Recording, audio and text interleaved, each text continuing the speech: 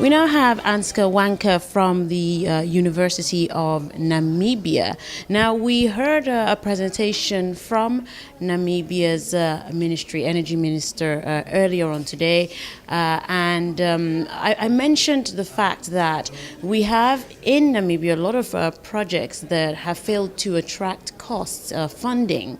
And this has, prevented, some of these projects from moving on. Kudu gas to power project, for example, is something we've been talking about in the country for many, many years. What is it that you think is causing, these delays or, this delay in moving your industry on? And what will it take to, move to the next phase?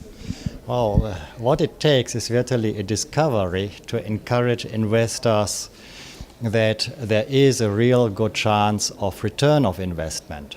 The Kudu field was discovered in 1974, and for various reasons, including apartheid, sanctions, intermittent low oil prices, there was no further development. And at the current economic environment, this is obviously marginal, but strategically very feasible. And since 2014, with the crash in the oil price, investors are simply careful to invest in frontier regions.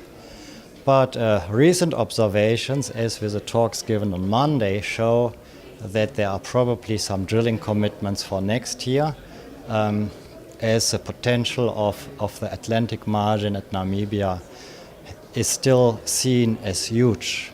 And the frontier area can still potentially convert quickly into a major producing country. This potential is seen, and for this reason, the investments are coming back now. And a lot of investors and operators talk about how when you have new frontier markets, the regulatory environment tends to be a lot more flexible. And then all of a sudden, when you start to have investment flows coming in, countries start to make them a lot tighter. How do you think that, African countries can find that right balance? That is a very delicate question.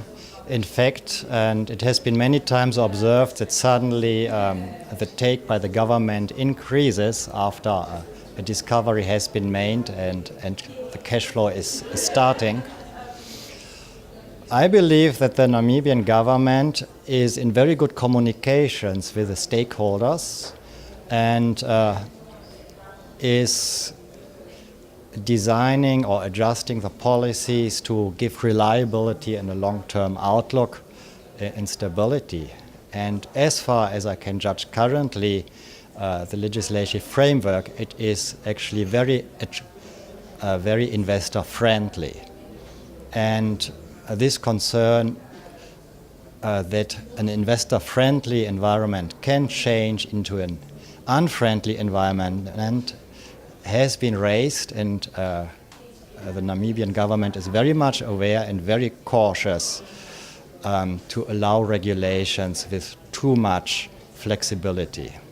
Thank you so much for joining us today. Thank you, and enjoy the rest of the conference.